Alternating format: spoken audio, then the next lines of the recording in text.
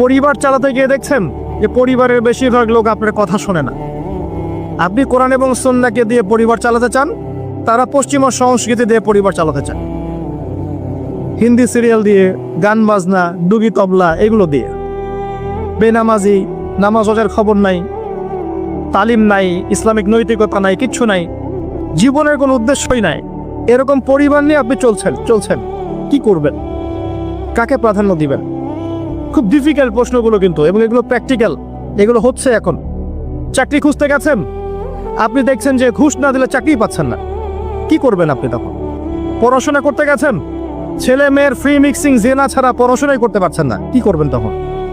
ইউনিভার্সিটিতে গেছেন, ইউনিভার্সিটি পরিবেশগুলো দেখছেন, ইসলাম কোথায় আর ইউনিভার্সিটি কোথায়, কি করবেন আপনি তখন? প্রত্যেকটা জায়গায় আপনাকে সিদ্ধান্ত নিতে হবে যে আমি প্রতিটা জায়গায় কোরআন এবং সুন্নাহর সাথে আপোষ করব, নাকি চলমান এই জাহিলিয়াতের সাথে আপোষ করব, কোনটা করব?